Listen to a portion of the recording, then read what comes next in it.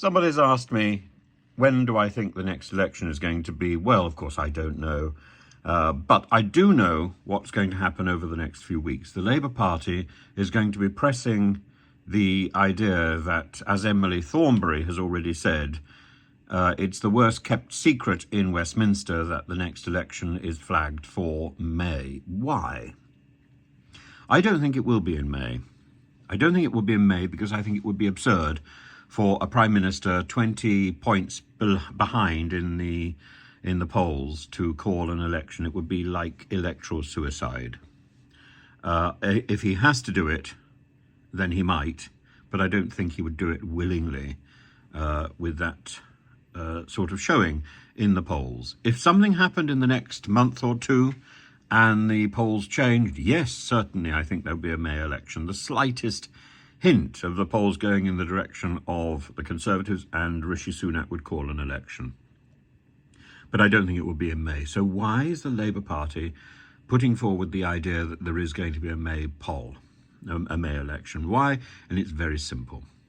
It's because from May onwards, Keir Starmer will be able to wag his finger at Rishi Sunak and say, "You're frightened. You didn't dare to go to the electorate in May. You're frightened. It's a U-turn. It's a change of heart.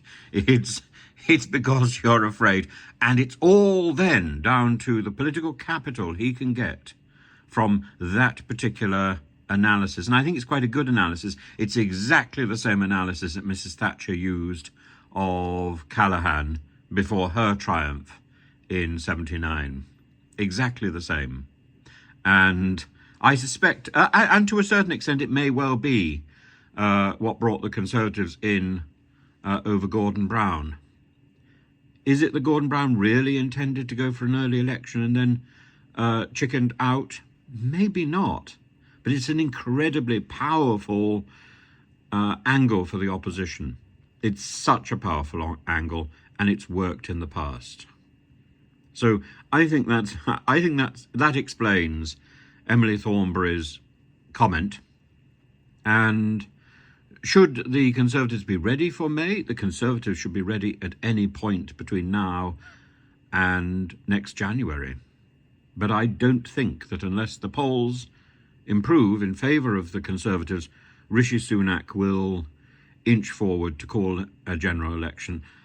There is one other reason he might call a general election sooner, and that is if he senses he's being pushed out.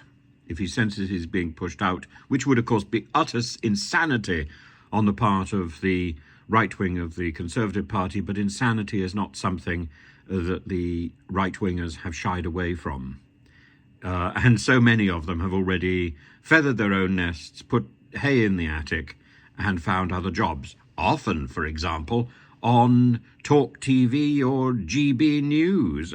And this morning, very entertainingly on GBNews, there was a fellow being interviewed about working from home. And where was he being interviewed? At his home or at some sort of beach hut. And he was looking decidedly tanned. A plumber, well, whenever I've called a plumber, it's been very difficult to get them to actually turn up. But that's probably because they're working from home. Whoops. But why is working from home such a problem for the right wing championed by GBNews and Talk TV? Well, because if people are working from home, then the offices are empty and the office space is not being properly used, and it becomes very difficult to sell office space. It becomes very difficult to get that sort of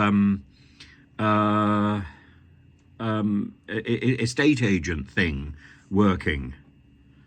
Because office space is important, commercial property is important. If commercial property is no longer needed because people are working from home, well, suddenly there's this great hole in the market. Well, it's a hole that could be filled, isn't it?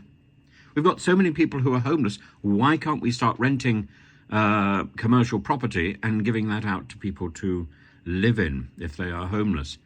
For example, we do quite often rent out empty shopping fronts to charities. I can't think of a better way for a charity to use that empty shopping front than to convert it into places for beds for the night. But purpose, and the purpose of property is very precious to local councils as anybody who's sat in a council meeting will know. You'd have to change the purpose. You'd have to change the purpose of the building. Very complicated. Well, it could be done. It could be done, and it would be a great head start. It would be a great way forward. And maybe that would also be a place to put migrants rather than in hotels. I think the idea of putting, well, the whole point is those hotels are cheap. It's not 5-star hotels. This is all fantasy. This is 5-star fantasy. It's spite and a sense of frustration. These migrants are being held in 5-star hotels because the people who are criticizing them on GBNews haven't been into 5-star hotels. If you think a Novotel is a 5-star hotel, come on, wake up, smell the roses. They don't grow in Novotel.